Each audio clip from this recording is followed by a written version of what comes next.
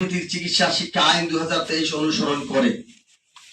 ওই আইনের ধারা 2(13) অনুযায়ী হোমিওপ্যাথি চিকিৎসকদের নামের পূর্বে ডাক্তার পদবি ব্যবহার আইনগত অনুমোদন রয়েছে। সেখানে স্পষ্ট বলা হয়েছে, হোমিওপ্যাথি চিকিৎসক অর্থ এই আইনের অধীন নিবন্ধিত কোনো হোমিওপ্যাথিক ডাক্তার। তাছাড়া একই আইনের 3 নং ধারায় বলা হয়েছে, আপাতত বলবৎ অন্য কোনো আইনে যাহা কিছুই থাকুক না কেন, এই আইনের বিধানাবলী প্রাধান্য পাইবে।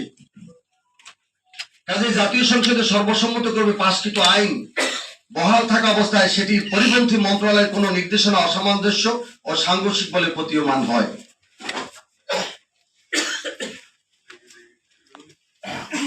অন্যদিকে আন্তর্জাতিকভাবে পৃথিবীর বহু দেশে হোমিওপ্যাথিক চিকিৎসকগণ তাদের নামের পাশে ডাক্তার পদবি ব্যবহার করেন, যা বৈধভাবে স্বীকৃত।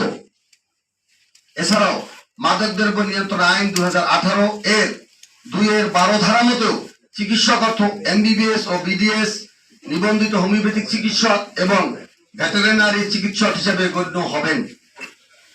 সুতরাং হোমিওপ্যাথিক চিকিৎসকদের নামের পূর্বে ডাক্তার পদবি ব্যবহার আইনগতভাবে বৈধ।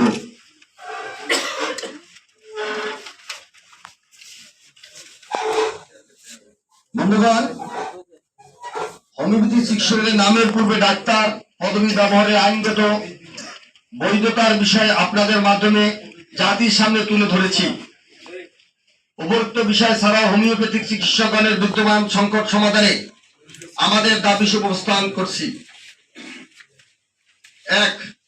অনতিবিলম্বে 10/8/25 খ্রিস্টাব্দে তারিখে স্বাস্থ্য শিক্ষা পরিবার কল্যাণ বিভাগের জারিকৃত পত্র প্রত্যাহার এবং হোমিওপ্যাথি চিকিৎসকদের নামের পূর্বে ডাক্তার লেখা নিয়ে হয়রানি বন্ধ করতে হবে। 2. বাংলাদেশ হোমিওপ্যাথিক চিকিৎসা শিক্ষা আইন 23 অনুযায়ী যথাযথভাবে কার্যকর এবং দ্রুত বাংলাদেশ হোমিওপ্যাথিক চিকিৎসা শিক্ষা কাউন্সিল গঠন করতে হবে। 3. বেসরকারি হোমিওপ্যাথিক মেডিকেল কলেজ ও হাসপাতাল সমূহে কর্মরত শিক্ষক, চিকিৎসক, কর্মকর্তা কর্মচারীদের মাসিক শতভাগ বেতন ভাতা জাতীয় বেতন স্কেল 2015 অনুযায়ী প্রদানের নীতিমালা সহ প্রয়োজনীয় ব্যবস্থা গ্রহণের জোর দাবি জানাচ্ছি। সুচিকিৎসা নিশ্চিতে বিদেশ থেকে মানসম্মত ঔষধ আমদানির ক্ষেত্রে জটিলতা দূর করতে হবে।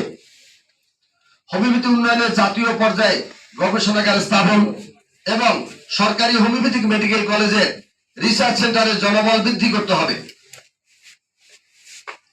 প্রকল্পের অধীনে হোমিওপ্যাথিক চিকিৎসকগণের পদ বহাল ও রাজস্ব খাতে দ্রুত স্থানান্তর করতে হবে। স্বাস্থ্য সেবায় হোমিওপ্যাথি চিকিৎসকগণের অবদানের বিষয়টি বিবেচনা নিয়ে আমাদের 6 দফা দাবি দ্রুত বাস্তবায়নে আপনাদের মাধ্যমে সংশ্লিষ্ট কর্তৃপক্ষের দৃষ্টি আকর্ষণ করছি।